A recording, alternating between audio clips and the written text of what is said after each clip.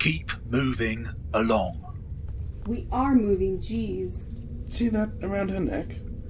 The one with the beautiful eyes and thick curly hair that bounces playfully from her shoulders. Why are you looking at me like that?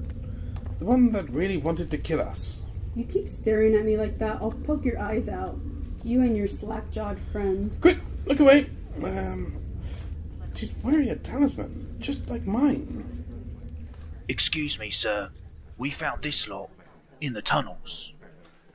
Why, hello there. I apologise for the rough treatment, but everyone's a bit jumpy at the moment. Seems the whole world wants a piece of our little haven right now. But you don't look like raiders, or Battalion, or those bloody socialists. We are most certainly none of those things. Good enough for me. Make yourselves at home. Take a stroll through the bazaar, maybe. Trade is the hallmark of any civilization, after all. Wonderful. Don't mind if we do. Come now, let's see what wares are on offer. Civilization is overstating it a bit. This might be the only place where we're overdressed in our current attire. Did you see where that woman got to? No, me either. We'll have to keep our eye out for her. I think having a look around might be a good idea, though. Might give us a clue on how to get back. While we walk, I shall continue with the Noobs at LARP. Okay, and welcome back to the LARP proper of Blind Dogs. Oh man, this is super exciting. So, like, not going and also assisting you with some of the crafting in terms of just like giving you advice and stuff that I've done, and we just went back and forth on so much stuff before you went. I got super hyped about the fact that you were going. Man, people were hyped for me. Like, Good Dave, Yeah. he was hyped for me. So exciting. Bungle was hyped. Well, especially you started posting pictures up of obviously the work you've been doing. I mean, obviously see the pre-LARPing part for more on all of this, but this information was so slowly feeding to us all. I think we were just getting super... Well, I was just so bubbling with excitement before going Yeah. that it was like... and obviously going to a new LARP, going with like people I necessarily haven't been like just LARPing with them. Yeah. There was some and like nerves going along with it. Did it kind of remind you of when you went first time to Empire, like in terms of the emotional a kind lot, of vibe? some aspects a lot. Yeah, definitely. I think it's just the unknown and not finding your place. I think there's something like when you're trying to find your place in LARP and you're trying to find something to RP with. Dude, it's like that bit when you go to a school, right? A new school. Yeah. Right, it's that emotion. And right? also, like, Blind Dogs, you got the feeling that a lot of people knew each other, Yeah. right? There's a lot of, like more experienced LARPers who are good friends with each other and they're going to go and LARP together. Yeah. So there is an element that you kind of feel you're coming into a world that's, already existing, you know? We should talk about like some of the setting before Blind Dogs before we really jump into it, because I'll be referencing these people. I'm going to slow down while doing it. So Blind Dogs, we went over this briefly in the pre-LARP. I'll just quickly barrel through it now. It's about 40 years after the end of civilization as we know it. There's been but it wasn't like a flash. It went out in a whimper, you know what I mean? It's lots of little things happened and eventually society just fell apart. It's based on the Metro books, so it's kind of like underground, dark and gritty, but it's set in just outside Birmingham where we actually did go to LARP, right? Yeah. There are different factions that kind of make up the world. Okay. And they kind of control havens, they're called. And havens are they're like safe areas where people live. So something might be a tube station or whatever, you know what I mean? Like a lot of...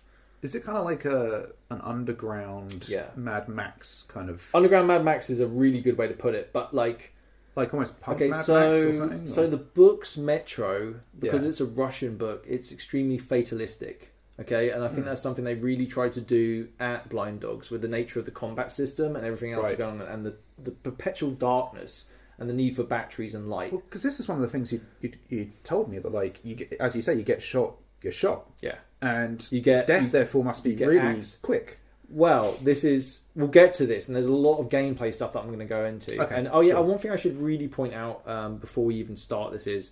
The clue is in the title of the podcast with the LARP Noobs, right? We don't know much about LARP. If anything I say sounds critical, it's perfectly from my point of view, and probably should be taken even the good stuff I say should be taken with a pinch of salt, right? Because we're new to this and it's a new experience. So as you said before, like this is pretty much when you listen to these, what you're getting is our experience, right? And I think that all has to be taken with, results may vary. Yeah, you know? absolutely. But for a team that I think for most of them it was their first time setting up an event, it was pretty pro.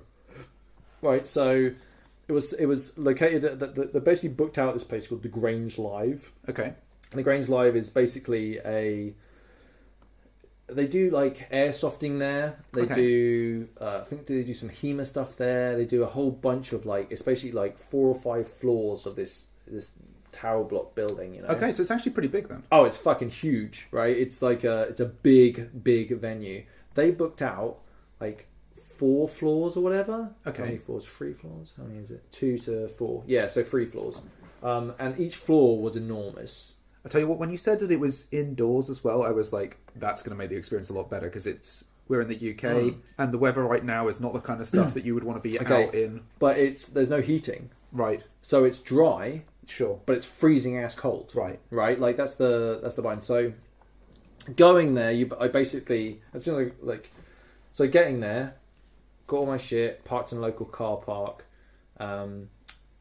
hauled most of my stuff up there, immediately greeted by someone who was really, really helpful, who basically like said, here's the deal. As that's happening, Callum and Tom show up by coincidence. Awesome. So I helped them unload their mountain of shit. Right. Oh my God, they had so much stuff with them, you know. So we all unpacked this stuff. And then we head up there, and there's that pre-LARP kind of hype. Where did I put it? There it is. Thanks. There's that pre-LARP hype where you're going, everyone's kind of excited, there's a buzz in the air, and you're like, I don't know, there's a nervous excitement in the air, you know? So I think as well when you start seeing kit, like a little flash of kit, all of a sudden it's LARP time. It's getting close now. It's real. In a moment, that guy's going to be wearing that. So Longbridge was on level 4. Okay, the town area. Okay. Okay. Do you have to do you take stairs to get up? So there are stairs, but they had a big fuck off lift that we just piled all our shit into, and then lifted it up, and then took all the stuff. You can use that in game. Well, we'll get to that. Okay. No, players can't, but other people can. Okay. So, well, we didn't anyway. I don't know whether we could or not. So we unload, and basically you're presented with... Remember I was describing the vault in the first episode, where it was like a room, but it's full of chipboard and fake rooms? Yeah. That's what the town looks like. Okay. Okay, and it's lit at the moment because there are lights on. Okay. So we're walking around, and basically it's find your pitch, right? So we walked around, we looked at a few different places. We saw one place that was a bit deserted, and went, nah, we'll move to a different place in case you can't remember. And we found this little hovel of a room, Ian. It was like, it was just like a little...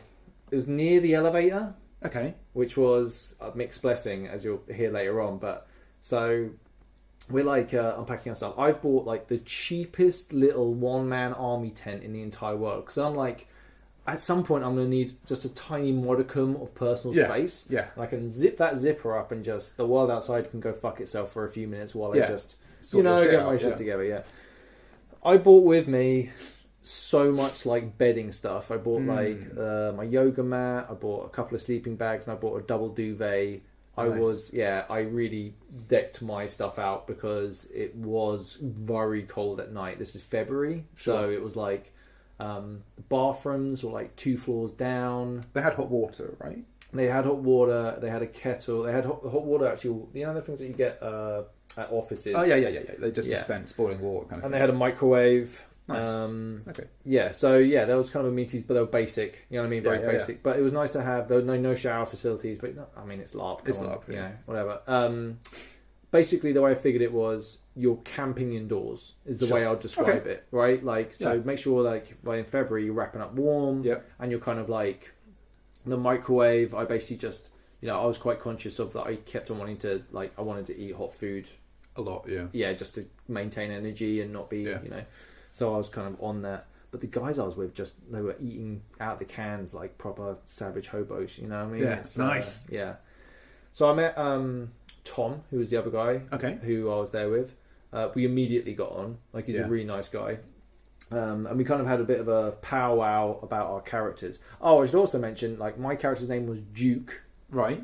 Which I don't know why I came up with that name. It seemed to make sense at the time. But when you introduce yourself as Duke to people, I suddenly realised that's a terrible name. I can barely say the name Duke. And people were going, Duke with a J. And I was like, Duke with a D, right? And people were like, what? And it's just like, I should have picked a different name. I'm stupid. I'm a stupid person. So Callum was Panda. Okay. And Callum had... Like, his shit looked pretty legit, right? Like, he's got the big harness on. But he's also got a giant, like... mascot head panda. I saw a photo of this, and I think you posted it's on the Facebook group. It looks amazing. It's the stuff of nightmares, like, and because it's got a little smiley face, but it's all like post-apocalyptic up. It fucking awesome, right? Like, what a great idea for a costume. Does he like wear that all the time? Well, we'll get to that, but he basically the visibility in low light, not fantastic. He was fine if I was walking in front of him, and he had like a real. Gauge on what was going. As soon as you left him to his own devices, he was literally turning around and wondering where the hell he was. It was hilarious. Oh, jeez. So Tom played a guy called Monty. Okay. Monty is I instantly like Monty. I like Monty a lot. So Monty is a light. What's it called? A light bringer? A light something? He's basically a guy who can help make lights happen. So he's a very valuable asset. So is this just to go into this? Is this like a magic skill? Is this no? Like we're talking he's like everything. There's no magic in the group that I was aware of anyway. But are there classes in some way? No, it's all just it's rule light, right? Okay, So everything's like if you can do it, you can do it. Okay. If you want your characters to do it and you can plausibly pull it off, then do it, right? Yeah. Okay. Which genuinely terrified me as a concept, but seeing what other people did with it was like really impressive. Like, it was fucking cool seeing everyone. So like, he had made up this kind of this role of being the Lightbringer? Yeah, so think of him like he had a bowler hat on. Okay. Right? And he was like, if you think of like, in those, I can't remember which Wild West movie it is, but the British snake oil salesman in the Wild West that rolls into town and, oh, hello! And he's all very well educated, but he's a charlatan at the same time. You know what I mean? If you leave your wallet out, he'll nick money out of it. He's that sort of guy. So we were basically talking about it, like, about who we were and how we knew each other. And basically, like, Monty's the money bringer. Right. And me and Panda are kind of like his kind of like grey-ish, like companions, but we all kind of like laugh and joke and a bit fatalistic about death and kind of laugh at stuff. Sure. And it's all like, just kind of like he's a panda head for fuck's sake. And, you know what I mean? Like, I'm kind of anyway. Like, so our bond was kind of like a uneasy alliance. Okay, so we're all about like we're adventure capitalists is what we called it. Okay. We're adventure capitalists, okay? So we're always about trying to make some money out of whatever we're doing, right? Okay. A lot of talk about like, and when people ask us, oh, what do you do? It's like, oh, well, we're pretty good at taking a thing from one place to another place, or going to get a thing if someone else has a thing and bringing it back, or, whatever is the adventure and profit is in it, then we'll do it, you know what I mean? Yeah. So, and we named ourselves the Hovel Company. Okay. Yeah, so we were kind of this little like ragtag band type thing. And bear in mind, they were like, so like the political landscape of Longbridge is there was a bar, which is like a hub area where everyone can kind of congregate, and that's run by what people call the big boss man but he's not. But that's what his staff call him. He's got like 2 staff. Sure. And he's like and the these wise are guy NPCs, yeah? They're all NPCs. Okay. NPCs and players would merge, right? Okay. So sometimes the town would be deserted, and then slowly people would start filling up. But I have no idea who everyone in the town is. So really trying to get a gauge on like who the fuck anyone is and like the populations and who you're talking to. That's cool though, right? Are they an NPC or are they a player? Honestly, I was talking to some people and I was like, oh, they're an NPC. No, they're a player, and vice versa, right? So you get like... That's cool. So you get the Church of Saint Debbie, which is it's a gun cult. Okay. So it's like they're the ones that kind of like can make black powder and ammo. Okay. Which is the lifeblood of any good haven, right? To ship bullets out and just defeat like the aggressors towards it. And they're kind of like they worship they have like pictures of different women holding different firearms. Okay. And then they call them like Saint whatever that weapon is. Saint. There was twins, and they were called Saint Kilash and Koff or whatever. I can't remember. Okay, yeah, nice. It really badly. And they had their own room with like shotgun shells all over the floor, and it's like this kind of like pseudo kind of like mythology about firearms. Right, and that's death. cool. And they're like all really pro, like they're not a big fan of the medics. Right. I think like death is the Yeah. ultimate thing, you know, like it's a good thing if people die. Yeah, who else is there? There's the Ratniks. The Ratniks, I think that's how it's pronounced. Okay. They are a group of 4 or 5 Russian like bastards who are Okay. like they've got like riot shield and they're fully teched out with armor. And they're NPCs as well. I think they were players, but a lot of the stuff they did was kind of NPC-ish. Right. So I think they were kind of a blur between the two. Like, they were definitely involved in a lot of story and had like skills compared to me. Like, they can do anything effectively. Okay. You know what I mean? Right. So it was kind of like, yeah, it was. I think they were players, but I'm not 100% sure on that. Okay. Who else was there? So you had the church, you had the bar, you had the Ratniks. How does currency and stuff work? Okay, so everything's batteries. Okay. Right, so Do when you we get given a certain amount when you when turn we up? first got there, there was I should get through. First of all, everyone like settled in, and there was a really good safety briefing and Okay. like a chat, and that's when you really, for the first time, I saw all the different organisers come together, or orgs, Yeah. right?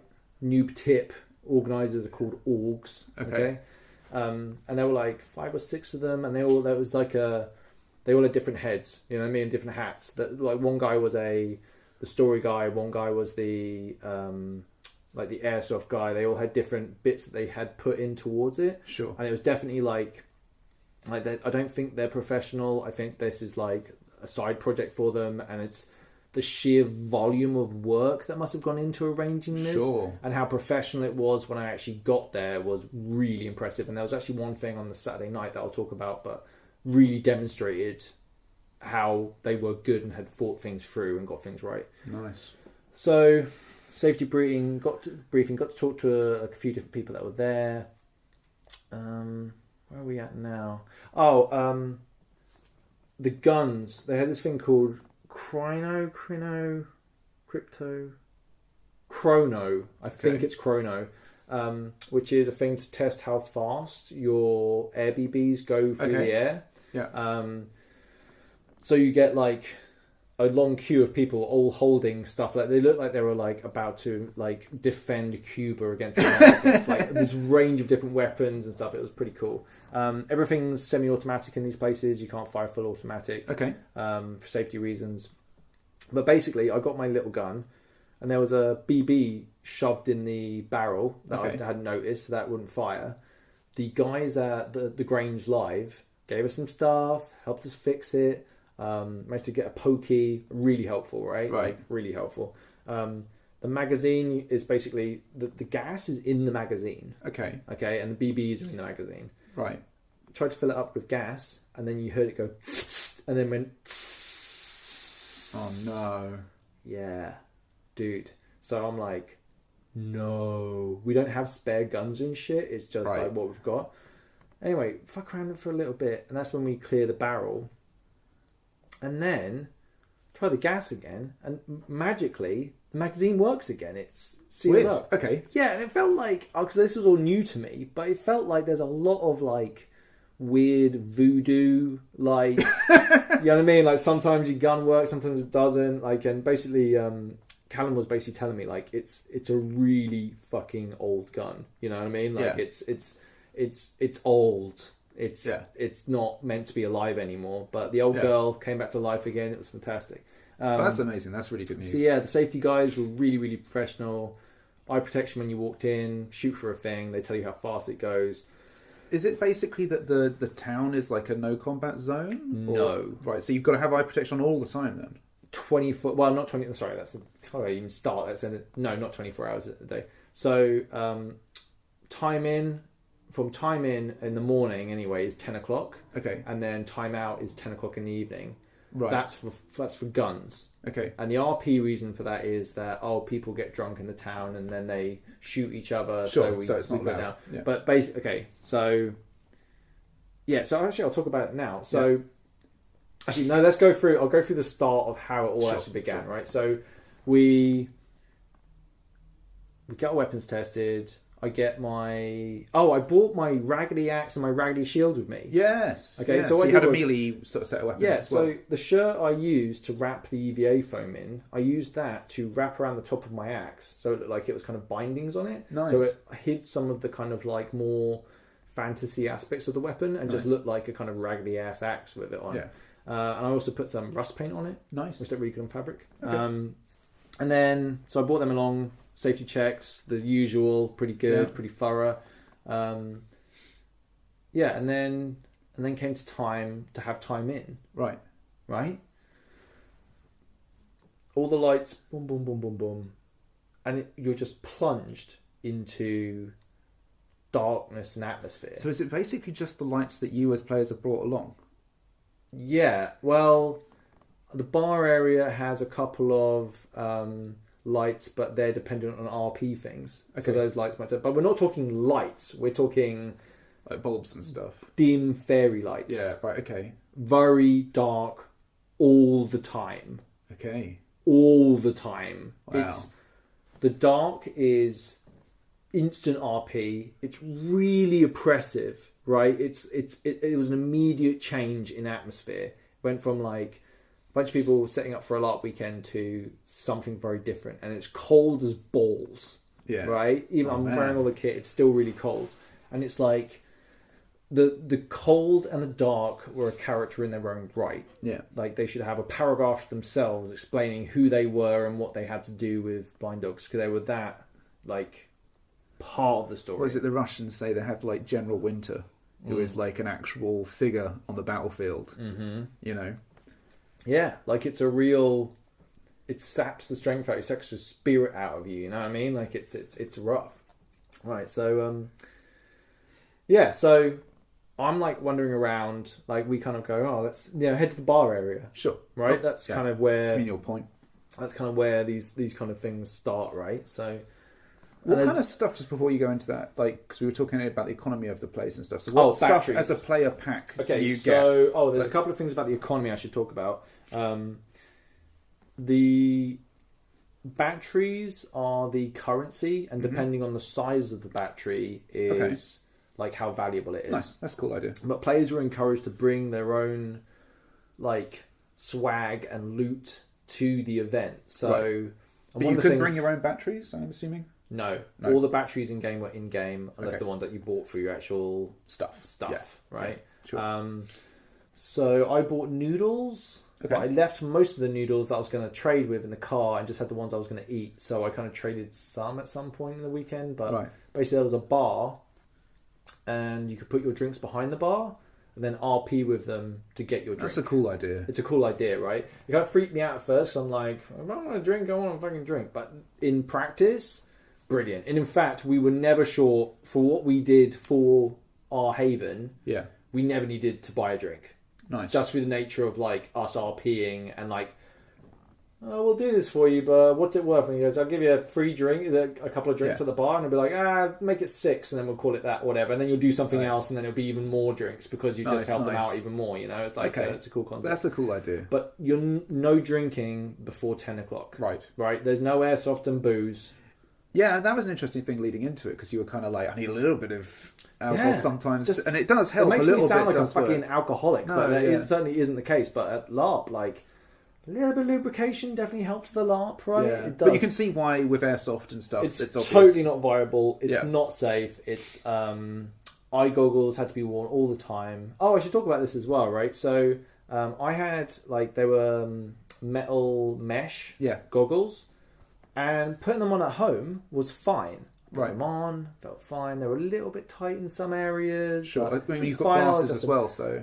Yeah, I've got glasses, right? So, but in the field, they were it was awful, right? It even started to make a bloody mark in the middle of my nose where it was pushing down. It after a couple of hours, it was unbearable, right? luckily, I spoke to Matt, one of the game orgs, because I'm cool, because I call them orgs. And he was like, don't worry, I got you. And went and got like these see-through, like literally, you know, like science lab goggles. Yeah. Put those on. Suddenly, instead of having the mesh, I can now see clearly. They were an absolute game changer. The weekend would have been fucking terrible without that addition. Do you have like some kind of band or something to hold them on with? No, they were pretty. They're pretty solid. Yeah, they were excellent. Yeah. Like they were really good. Yeah. Okay. So that kind of saved my weekend, to be honest with you, because it would not have gone well without that. All right. So first things first, I went off and basically I spoke to the barman. Yeah. Right. As is, you know. Are there a lot of people Dungeons kind of and Dragons congregated at this point? Well, people are kind of milling around and seeing what's going on, and there's a kind of like this fairly awkward. Yeah, first people encounters, are finding their place within this world, and all sorts of different costumes and characters are kind of appearing and kind of like interacting with each other, and it was kind of a bit of a chinwag. And then the rabbits came in. The rabbits? Yeah, the rabbits came in. What are the rabbits? Okay, so they're like, these are like NPC guys, but they're wearing like half-face rabbit masks. Okay. And they're like turning around. I'm like, oh, holy shit. You know what I mean? Like, that's awesome. You know, like really, really cool. Is this like a faction or? They're NPCs. Okay. They are. But they're an NPC faction? They're like or? bandits or like, you know, like. Bad dudes. Bad dudes. But the barman's like, yeah, whatever, blah, blah, blah. And he's kind of like fobbing them off. And then these rabbits are like, they go downstairs. I'm going to be, if you're a game designer, one of the game orgs, I'm really sorry for telling your story so badly. But yeah. They go downstairs, and then they're like, some of the organisers are like, maybe you guys should, go downstairs and see what's going on down there, you know? So eventually some of us are like, yeah, let's go down there. So, my gun isn't working at that point for some reason. I can't remember what it was. Something was bucked with it. Right. So Callum said to me, oh, take my pistol. Okay. Right? Nice. So I grabbed his pistol and his holster, and I'm like, yeah, let's do this. I've got the pistol in the holster. I've got my axe and the shield in the other hand. Nice. And I'm like, let's fucking do this, right? I'm like so excited. Head downstairs, like one flight of stairs, and it's just like we enter the. Bear in mind, we haven't seen this yet, right? So everything on the other levels I haven't seen, so it's all unknown. Right. And it's the same like jigsaw of rooms and corridors, and it's also pitch black. Okay. I've only got a headlamp on my. I've got two headlamps. One when I'm not wearing my helmet, and one for my helmet. Yeah. One thing I learned really quickly was the light should be on your weapon, right? Because you can sneak up on people, turn the light on, and start firing. Right. Okay. The way I had it was I had to kind of poke my head around the corner and then turn my light on, and there's the light. What do you shoot at? The fucking light, right? So people are literally shooting at your face. Well, it didn't work out that way, but yeah, in theory, yeah. So we go down this little group, this nervy little team going downstairs to go and kill the rabbits. Okay, so how many people are going down? Is this a fairly big group? I think in the first wave of us, there were like... it's broken into waves then? No, it was broken. It was just a natural, who's up for go? Okay, guys, let's go! And it's all a bit piecemeal going down there. Okay, but the group I was in was like maybe 6 or 7, something like that. And you were the first group, or? I've only got my pistol on me. Right. I don't have my shield. Okay, right. Okay, so or my axe.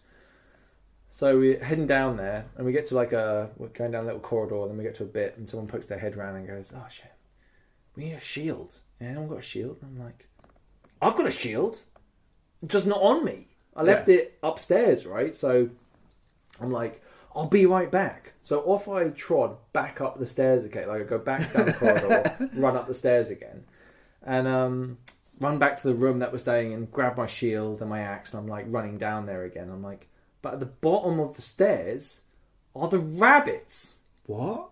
I know! There's a group of fucking rabbits. So I walk down the stairs really slowly, and they haven't noticed me, right? And they're in front of me. So I get my gun, and I'm like, that's right, motherfuckers. Do you know what I mean? Like, turn it down. And I'm doing this really quietly, and I'm just like, I pull the trigger, and it doesn't fire.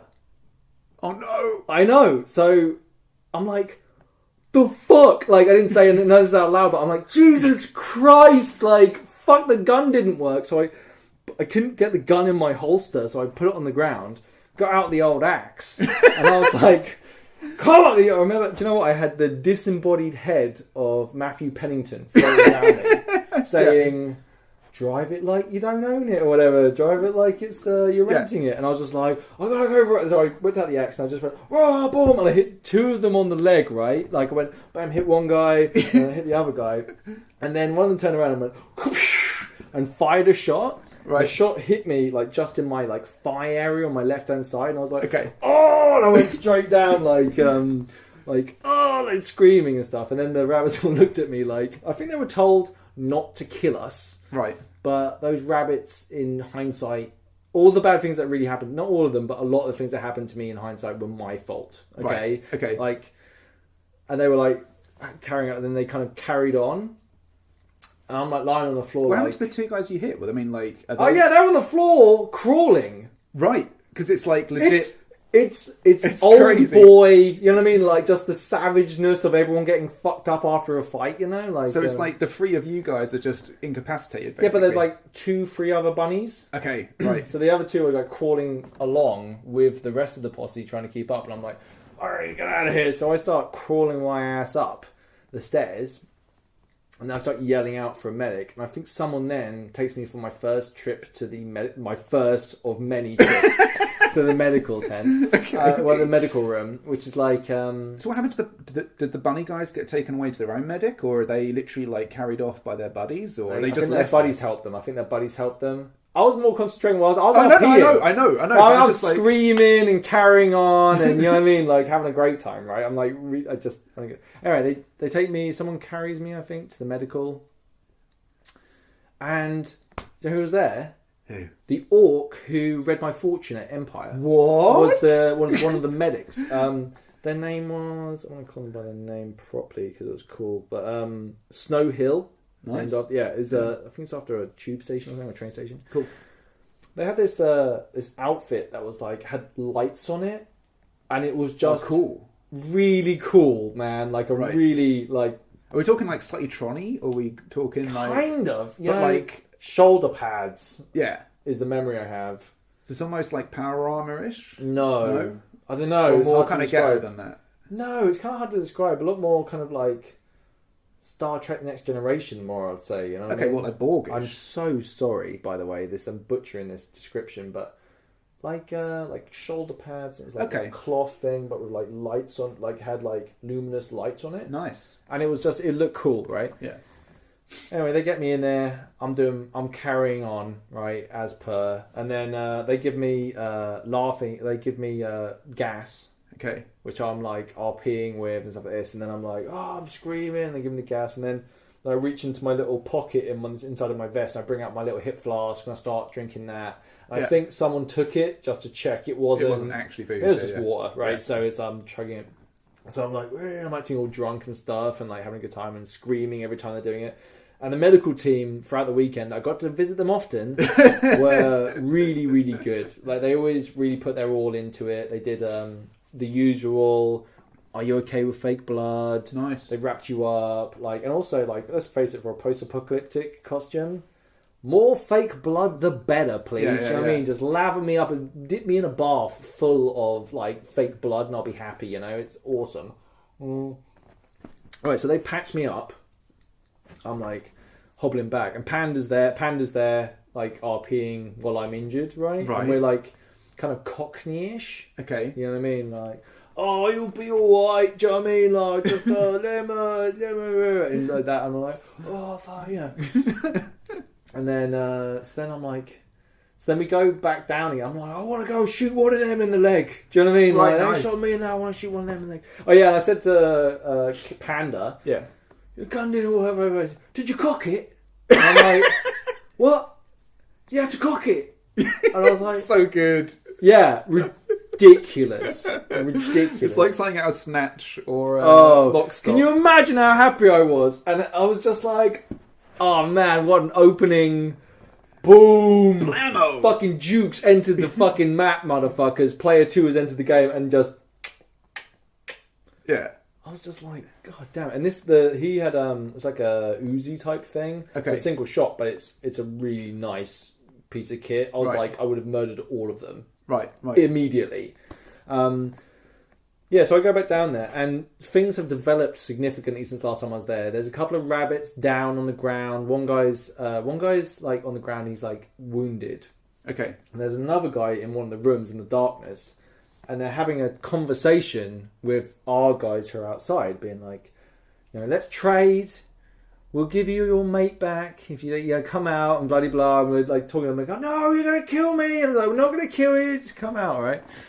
So Callum walks down. He's just like, oh, and he just gets his gun and just like, I'll come out, mate, play you out. And the rabbit comes out and he just goes, thump, thump, and like shoots him twice or whatever, Nice. and like kills him. And then I'm like, because I'm trying to explain to him, let's just shoot you in the leg and we'll let you go. It's only fair. You shot me in the leg. That was what I should have said before. But yeah. So there's this one guy who's wounded on the ground. A rabbit Right? or... A rabbit. Right. And I'm like, oh, you're going to shoot him in the leg. And I don't have my gun with me. So I'm like, oh, I know what I'll do. I'll chop his leg off. So I have my axe. I hit him on the leg. And I'm like, ah. And he goes, ah. And then pulls up a pistol. What? Points it straight in my chest. And then fires. Bam, bam, bam, bam. He must have fired 5 or 6 shots directly. I'm not like, oh, like falling back. Bring my shield up to kind of defend myself. And I hit the deck. And Panda's like, are you okay? And I'm like, you're running the plate. You're running the plate. And I'm going, I think I was crazy putting that plate on. Let me now put a plate on. Yeah, I mean, like, it was really funny. It was really... Where the guy brought this, like, tiny little fucking gun out of and just... You know what I mean? Your face must have been a picture. Yeah, it was a little automatic pistol or whatever. Just so... And I assume he's role-playing screaming. Yeah, but all of us would like, this is amazing, right? Like, it's so good. Like, that, for an opening, like, this isn't the first, like, hour of the game, right? And it's all just this crazy thing. So... Oh, dude, that is so good. So the way that armor's supposed to work is, if you get shot, they told me basically, this is good against shotguns and pistols, but not against long rifles. Okay? That's kind of hard to RP, because a lot of time if you're getting shot, you don't know what. Yeah, you're not aware of what's hitting. I guess if you can visibly see they've got a long rifle and they shoot you, the RP is in... Even if you're wearing body armor and I shoot you in the chest, you're going to fall back. Right. This is the intention. I don't think all players did that, to be completely honest. Sure. Like, I overheard some of the crew saying, I saw such and such, and they didn't even react. Right. Do you know what I mean? Like, that, I heard that a couple of times, Okay. So there was some of that. But then again, if you're wearing heavy gear... You don't always feel it. It can get caught in the folds of a piece of clothing. Or... I got hit at one stage, but didn't know where it came from. So it was like was it a ricochet or whatever? And it was really hard to tell what the fuck was going on. So... I can see how it's Dude, I've had that before, even like going paintballing or something. Sometimes a splatter happens near you. Yeah, and you're like, I have to turn to somebody and say, have I been hit? Mm-hmm. And they're like, no, you're fine. Yeah, so rightfully happy, we head back to town. And that's when... Do they have loot and anything like that? Oh, yeah, you're supposed to go up to them and like, you got anything on you? Oh, no, I didn't even finish off what happened in that bit, okay? So Callum and me walk down there and we're like, right, we've got to clear some of these tunnels. Okay. Right? We walk around there and I think we shoot another guy who was just kind of hanging out. Okay. Well, he was alive and we kind of put a gun to him and we're like, what do you got? And basically he handed over a key. Okay. To Callum. All right. Who I then started to refer to as Mr. Efficiency. Okay. Because everything he did, he just kind of rocked up at the right time. It had results. And just succeeded in whatever the obvious story MacGuffin was to move it on to the next bit, So awesome. Callum gets the key, we walk upstairs and we go to the bar and like, hey, we found this key, what's it worth? Oh no, we went to the church, I think, first and said, what's it worth? And then they tried to just kind of like, oh, we'll take it as a donation. And we're like, nah. And then... I can't remember, it was either the church or the bar who gave it away as the key to the elevator. Right. So then Panda was like, "That's what's to the bar, you want the key? Me and my friends, we drink here for free tonight or whatever, And they were like, oh, well, we went to a negotiated amount of drinks. None that we were going to drink as many as we actually negotiated, but it was fine. Yeah, right? yeah. Gave the key over. That's what I mean, though, because we did an action... which meant that we could have free drinks at the bar. Nice. So that was kind of like nice, right? It's simple, it's straightforward. You don't have to be frustrated about it. The bar people were made up of the big boss man, who was like a dude with a beard, he was just a quizzical dude. You know what I mean? Interesting, intelligent, in charge of stuff. Like, he wasn't scared about raiders. He's got things under lockdown. You know? Was this a big deal that you'd found the key, for example? Was that something that a lot of people were talking about, or was it? I don't know. It was it was very compartmentalized, right? Because it's dark. And you don't really I didn't know many people. People are aware, and it's like anything in LARP. Like, people are around and looking, but they didn't speak to me directly about the key. The lift just started working. Nice. Right? Okay. So, after the key started working, the Battalion showed up, Ian. Who are the Battalion? Okay, so remember I was talking about factions in the world. Okay, so there's like the Federation of Havens, and the Battalion 34 are like the two older ones that have basically been knocking shit out of each other for like a while. Okay, and the new mob in town is the People's Welfare Committee. Okay.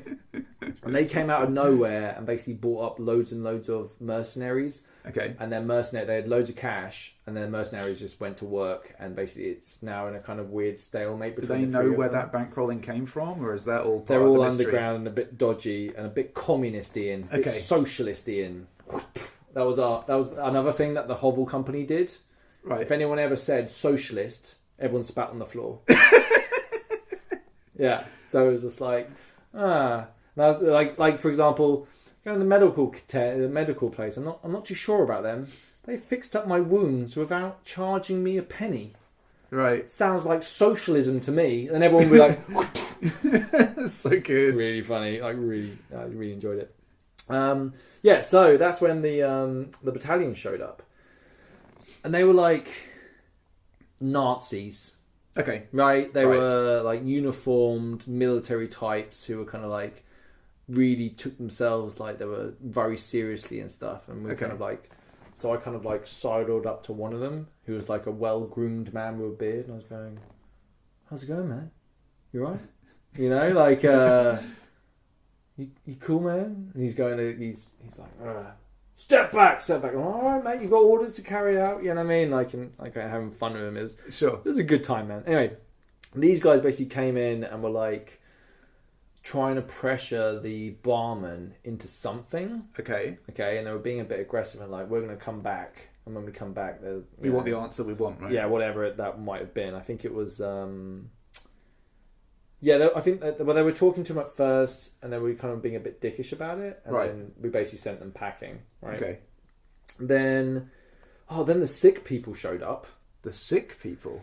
So there were people that were kind of like dressed in green rags, and they were like sick people. And these are dying. NPCs again. Yeah, again NPCs. The populace who are sick? No, they're more like people that have come in from somewhere else and they're kind of just sick. So we kind of like, and there's some sort of plague going around that needs a cure. Okay, right. So I'm just like, so we help round up some of these sick people and take them to where the elevator is, and we're basically going to boot them out. Okay. Well, they're kind of dead anyway. Right, yeah. And they're sick people, so yeah, we'll get rid of them. And that was pretty much like the gun time that we had on the Friday. Okay. So it got to about 10 o'clock at that point, and weapons safe. Is there an announcement when that happens? Yeah, everyone kind of walked around and kind of told everyone and said this. Actually, I think it was earlier than that. I think the timeout was actually more like 9-ish. It was earlier than 10. I remember that for sure. Okay. So that's when we kind of had a few drinks, and it was pretty good, right? Like, got to kind of hang out at the bar. They had these cool dice games. There's one like Polish lady, I won't say her name because I haven't actually said I can use her name, but she was showing me how to play this dice game. And the idea is that you have a set of dice and you roll them, and you're trying to get a 2 and a 4 and then hold those dice, and then everything else is your points. Okay. Right? Really simple little game. Right. But like kind of fun when you're betting. You know what I mean? Like you bet, I bet your battery. Is there sort of secretive what you've got? No, you're kind of betting against someone else. Okay. And you do it in turns, you know? Okay. I'm bastardising the rules as usual. But great fun, right? And this is when we kind of came up with the idea of like having like so someone, because me and Callum were talking in kind of Cockney accents, and then he says something about being mugged off, and then we start talking about Danny Dyer.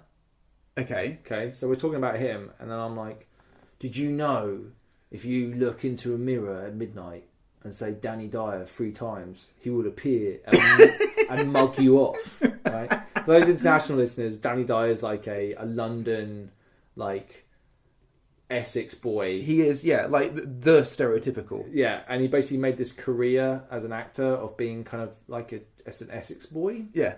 And he's a bit of a Danny Dyer's dodgiest prisons. Yeah, he's a bit stuff of like that. He's a thing of joy, to a lot of people. And then we kind of like start doing that, and we start talking about it. Like, maybe they're like talking about like the Church of Danny Dyer and things like that. Okay, like, playing around this idea, right? That it's like, he who is without a mug be the first to mug someone off. Right. Okay. You know what I mean? And like weird pseudo-religious teachings. Always be mugging. Yeah, no, it's more like the kind of ethos on it was like the idea that like a death cult, right? Where it's like, we accept that life is just going to punish us. Okay. But don't mug people off and expect not to be mugged off yourself. Right. You know what I mean? Like it's like that sort of vibe, like a religious thing. Anyway, it's good fun. That was cool. Oh, well, fun. It was just a bit of good fun. laugh, right? So going to bed. Okay. I was in my little zip-up tent, woke up in the morning. The entire inside of my tent was wet from my perspiration from my mouth. Okay. And I woke up, and it's just dark. Right.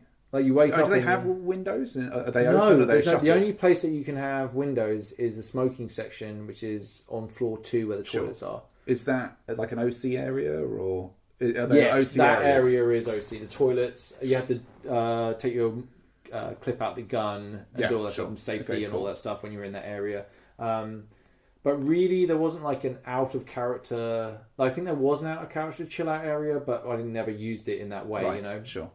It was simply just to be in and out, and then I was back into the world. Yeah.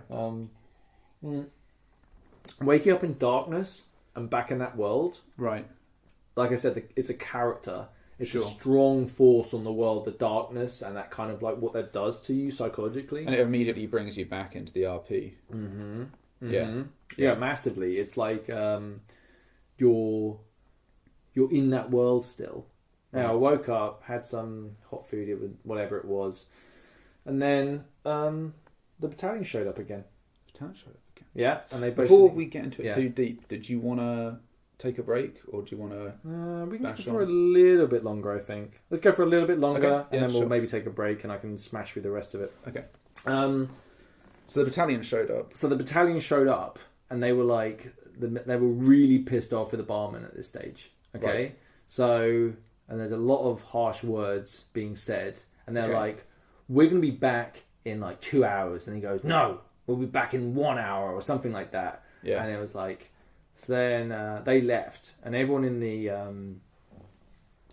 group were like, "We're going to set up an ambush." Yeah, like they're going to come back. Everyone likes the barman, right? Right. We're going to set up an ambush, and we're going to get them when they get back. Okay. So our room is if you came out the elevator, if you go left, you're going to head towards the bar area. If you turn right, that's where our hovel is. Okay. The first room to the right round a corner. Wow. Okay. So there's these guys going, "We're going to set up an ambush," and we're all sitting there and like, "Hey, when it's time, let us know, and we'll just come with you, and we'll ambush them from behind, stop their exit to the elevator, and kill all of them." Right. Okay.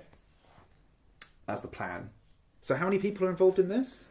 In that little posse, there was maybe like 7 of us again. Okay. Something like that. It's really hard to judge a number. It's dark, dude. Yeah. It's dark. It's really hard to tell what the fuck's going on half the time because it's so dim, So we're all sitting there, and then we hear the elevator go. Okay. And we're like, let's get fucking tooled up. So we all go there, and we're around this corner, and everyone's like, shut up. And then it's like, we turn the corner, and there's a guy there, and he's wearing a military uniform, but it's not the military uniform of the battalion. It's like a black and green.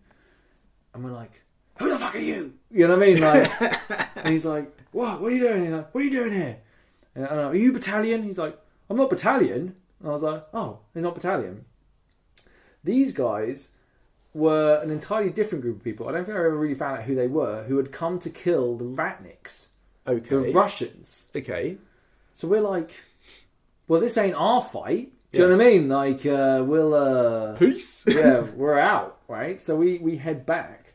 Okay. And then there's a whole firefight goes on between the Russians and these other people that showed up. Right. And we're like, what the fuck is going on? And it's so confusing. Like, to enter out into that firefight, you're just going to get shocked because you know what the fuck's going on, who's on what side, like what the Russians look like, whether they recognise what you look like, you know what I mean? So we kind of like bunkered up, and basically everyone that came past the door, we just went, and they were like, oh, it's not you? Alright, cool, fuck off then. Okay, so then, oh man, and then a little while later, the battalion came back. Okay. Right. And the barman was there in front of everyone, and they're having this conversation. I wasn't there for that because we were waiting for the ambush. Okay. And then there was a big firefight. Okay. Well, it just kicked off in the bang, bang, bang, bang, bang, bang, bang. So we head round there. We're like looking at the dudes. We shoot a few battalion guys. You know what I mean? It's this kind of wreck of a firefight. Right. And the barman's been shot. Oh, what? The barman's been shot. The big boss man's been shot, and he's down, and he's dying, and he's dead. And like his two, like he dies. Wow. And his like there was like one like character who's called Sniff, who was like more like a she like had a furry thing on and like sniff people, and she was so sweet but kind of dumb and loved the big boss man. Right. Her grieving for the boss man, like my genuine feels kicked in through that scene. Wow. It was like really well done. Just like special bit of RP. And it was genuine. The big boss man was awesome and he ran that shit. And these people, like, believably the characters are there, right? And they're with them, and that's a real thing, you know. That's what we. That sounds amazing. That's what we love RP for, right? You know, remember I was saying at our first Empire event, I want 1 or 2 immersive events. Yeah. This time I wanted 1 or 2 where I shit my pants moments because like it was you kind of went in saying this. It was kind of like, but that was a really immersive moment. You know what I mean? Like that was something. Sure, and it carries weight through the whole sort of thing, right? Yeah, and that's where we should end it. We should take a break there, and then we'll come back. Big boss man's dead. Big boss man's dead. The political landscape is changing within like Longbridge. Doesn't seem to be anything for sale but old junk. Hold on a moment. It can't be. Morning, folks. Oh, is it evening? I lose track down here. Anything on display that takes your interest? Do you know what this is? Yeah, it's, well, obviously that's. It's a missing piece of the key of Anna. What did you say? How did you know that? Yeah, that's exactly what it is. I was just testing you. I'll give you 2 double A's for it. I'm not sure about that, like. Wait, I'll give you, a throne, 4 crowns, a piece of cheese, and an apple? An apple? Where did you get a fucking apple from? Hold on, I'll give you 10 batteries for it. Well, 10 batteries is 10 A small hole seems to have appeared on your chest, my good man. Oh, you bastard. Get down, raiders!